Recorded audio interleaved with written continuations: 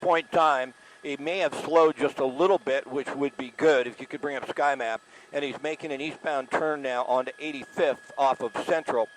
So if they see these types of speeds down below 40 would be nice, but when they start to get up towards that 75 or 80 mile an hour mark in these neighborhoods, pulled right in front of that vehicle, that could have been a crash. That would have hurt someone if it was. Making that left turn in front of a vehicle that was coming southbound on Hooper. He's turned northbound on Hooper Avenue.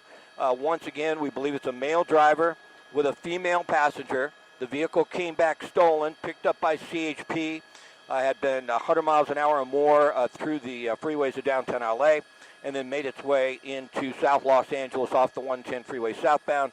We've seen it drive, the suspect and this vehicle go as fast as 80 miles an hour right through a residential area. And again, that's what is so concerning about this. You can see how closely the patrol car is following the suspect now. These types of speeds, the police don't even want to travel at this higher rate of speed in these areas because they realize how dangerous it is. If somebody pulls out in front of that vehicle, they certainly don't want to be too close at 80 miles an hour. They've got to have that cushion. And at this speed, boy, this is just so dangerous. It's frightening, actually, for the folks in this neighborhood. We're on 79th Street. We're headed back westbound. So you live in South Los Angeles. You know somebody who lives around Central, Florence, 79th Street in this area. They got kids. Get the word out to them. Get the kids in the house. There's no way of knowing how this is going to end or where this suspect is going to go. But we do know how dangerous it can be for the general public and for anybody outside.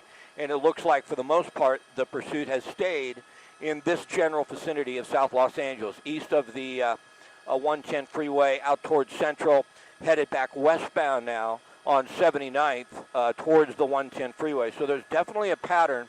With that pattern, hopefully comes the ability of LAPD to set up a spike strip or do a pit maneuver and end this without anyone getting hurt. That really is their strategy. There's someone at the LAPD right now who is supervisor, is taking a look at everything they're doing. They're making the calls out to the officers in the street behind them. They're radioing ahead to let everybody know where he's headed. The helicopter is falling overhead. And they're doing everything in their power right now to get this to stop without anyone being hurt. But since they went to a tracking mode, and boy, this is a touchy, dicey situation here, right through a red light at Florence and San Pedro. Now turning, I believe we're going to be northbound. We'll get another street here off of San Pedro. But a supervisor is watching this, and they're doing everything in their power to try and make certain that no one gets hurt or killed as well as they can. A situation like this, it can be nearly impossible. But going to that tracking mode did nothing. They went to tracking mode, backed off all the units, and the suspect lost control of the vehicle, and maybe an opportunity to stop it. And that's the thing you worry about right there, just what you saw. That vehicle, that pickup truck, is not going to be able to take corners at, right next to construction workers. That is a concern. But that vehicle, that Chevy pickup truck, is not going to maneuver that well with the center of gravity is a little bit high.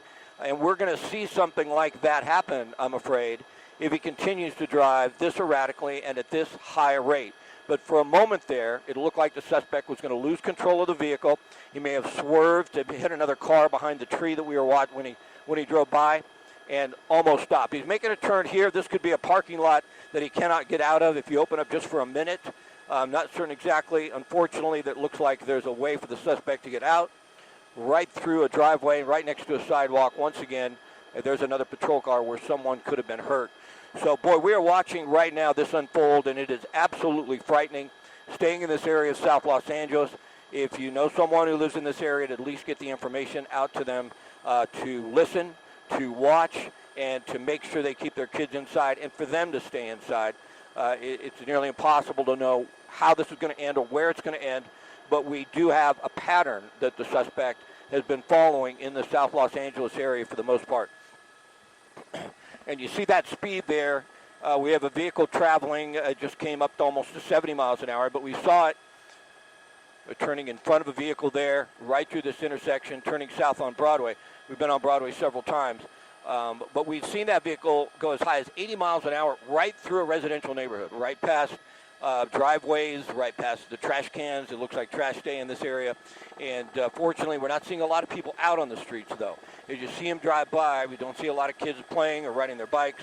But at this rate of speed, just look how fast he goes past those other vehicles, up to 70 miles an hour, right through this residential area. And it'll be interesting to see as well when you have a suspect like this push in. We might be able to see a little bit. We have, according to reports, a male driver and a female passenger.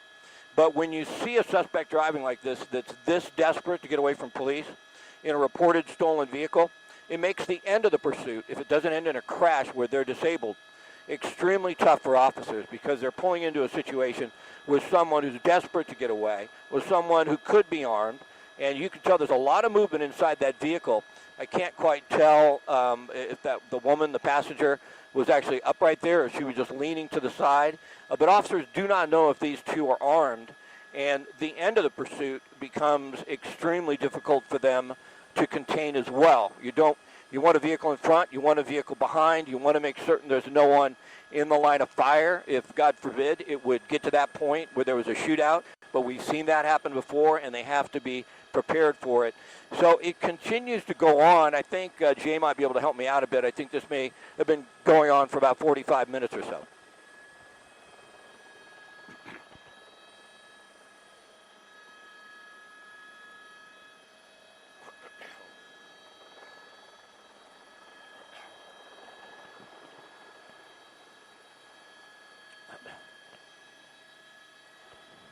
All right, very good. Standing by.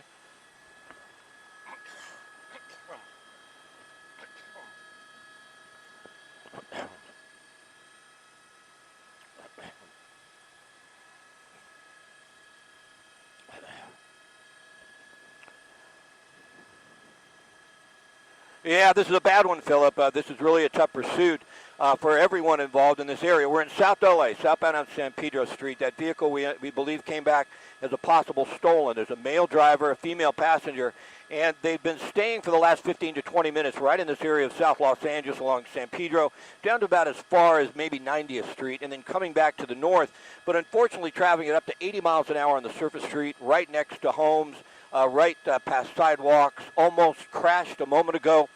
Going around a corner, just couldn't quite maneuver. At one time, this vehicle was up to 100 miles an hour on the 10 freeway coming out of Monterey Park through downtown. But for the last 20 minutes, it's been in South Los Angeles. And, boy, what you really worry about, this time of day, we haven't seen a lot of people out on the streets, a lot of kids, because you're always worried about that. They might be riding their bike. They might be playing. And there's just no way to avoid someone riding out real quickly in a vehicle like this, traveling at 80 miles an hour from time to time through these neighborhoods.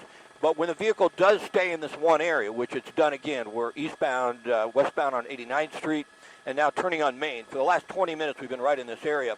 It does allow police to get into position, and at this point, we just hope nobody gets hurt, and we hope that, they can stop this before there's a crash, and that potential.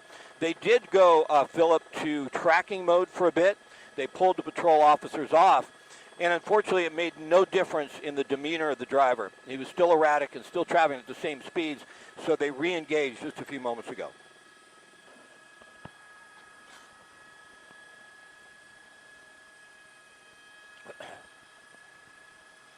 That's our belief. A male driver, a female passenger, that's the information we've given. And you see how many patrol cars are out now as he stays in this one area. And possible stolen. We did not get that confirmed, but we do believe when they ran the plates, it came back stolen. So when that happens, you really don't get a good gauge on who's inside the vehicle. And, boy, that's extremely important. When somebody is this desperate to get away, what's going to happen when this pursuit ends? Are they armed? It's all the types of things that police have to consider and have to think about. But since the suspect has been staying in one area, you saw a patrol car on the shoulder there, Main Street, we're headed back northbound in South Los Angeles.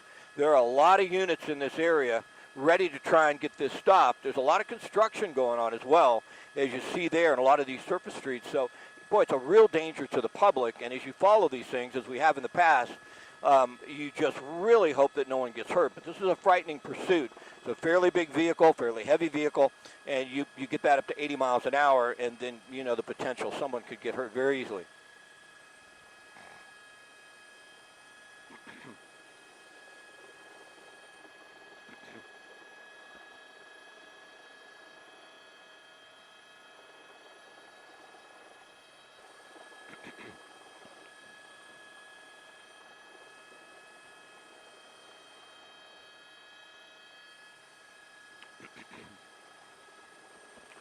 Well, you know, it's really hard to say, Philip. A lot of the pursuits we followed, and they'll be in a neighborhood that they know. They'll have friends come out. You know, we've seen that so many times, or they'll call, and people they know will be out on the streets. I haven't seen a lot of that, but certainly as you stay in the same area, and if he really knew this area and was looking for a place to ditch the vehicle and, you know, to run and get out of the car, he's had a lot of time to do that, especially when they backed off and went to surveillance mode. So it's really difficult, but that's what makes these pursuits so challenging. Nobody really knows what's going on inside that vehicle. Nobody knows who this person is. We don't believe. The police may, but if it's a stolen vehicle, you don't get much from that plate as far as who could be the driver. So it's really difficult to know. Oh, there you go. Look at that, a spike strip, and that did the trick. We'll see if they get out. Boy, he's continuing and turning around into oncoming traffic. For a moment there, you see the patrol cars, they did not get in front of him and stop him because they thought his speed was too high. But I believe he hit a spike strip there, so we should see one of those tires at least be deflated and this vehicle start to slow down. And boy, it really gets tough to drive a vehicle at a high rate of speed if you have a flat.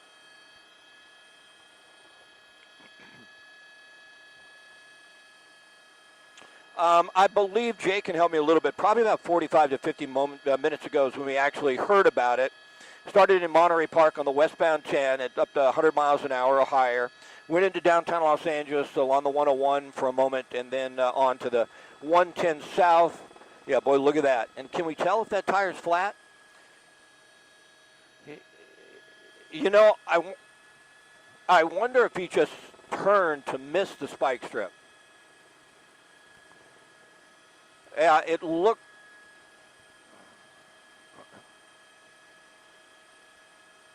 You know, there's somebody out. Yeah, we're hearing that. Okay, now you see a lot of people out on the streets, and he's stopping. So it could be that he's letting people know. And it looks like there might be something wrong with the vehicle almost with what happened right there, or he just gunned it and it took off, and the right rear tire just started to spin. But oh boy, there's almost a collision. That move we did hear that he made was to avoid the spike strip.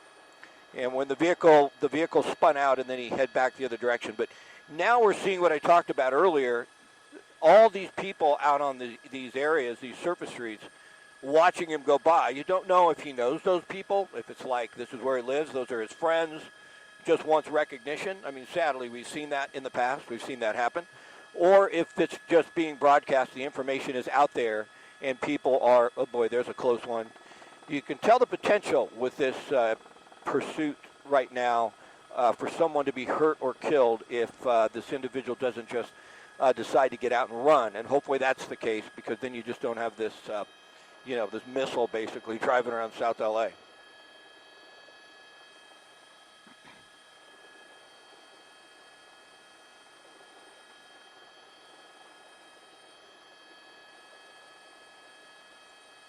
Open up a bit. Open up a bit.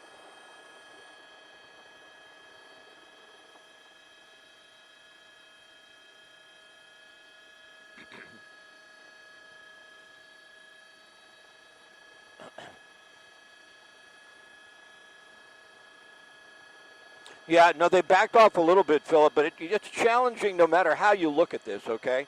They get right behind this guy so that everybody can hear the lights and sirens at 80 miles an hour, and it could be one of the patrol cars who hurts or kills someone. Boy, look right through that. It was a green light, but you could tell at high rates of speed we're back westbound. You know, there's just no easy answer. There's no easy way to contain someone who's just desperate when it comes to trying policing the situation. You get right behind the guy, he goes faster and faster and faster, and it's almost like the police have pushed him to drive more erratically. They did back off and went to surveillance mode, but he continued to drive at 80 miles an hour and continued to swerve in and out of, the lanes into oncoming traffic, that sort of thing. So they backed off a little. Let's open up out of our shot, Tad, and see if we can tell how far back the patrol cars are. They may have gone back to surveillance mode, and that looks like what has happened. So they're back to a tracking mode. Yeah.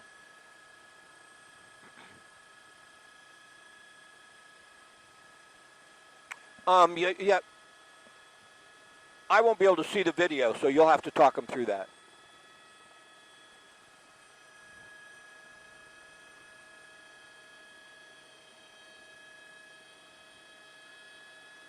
Did he stop under that bridge?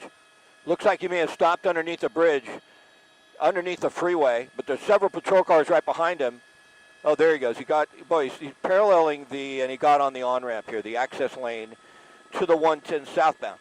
So this will be interesting because last time he was on the freeway traveling over 100 miles an hour.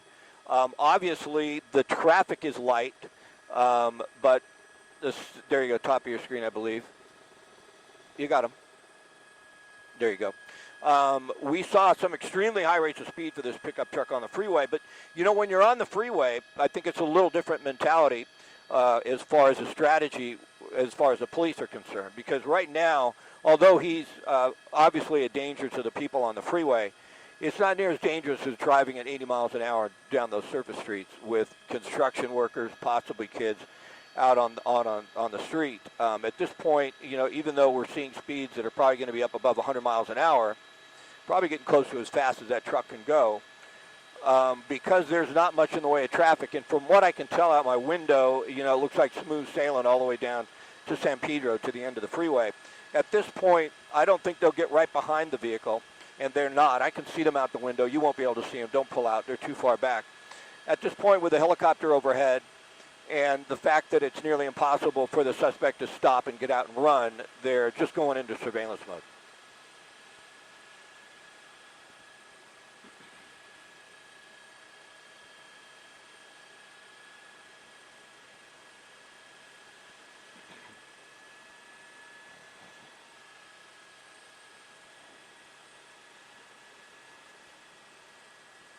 Oh, he's making a turn there.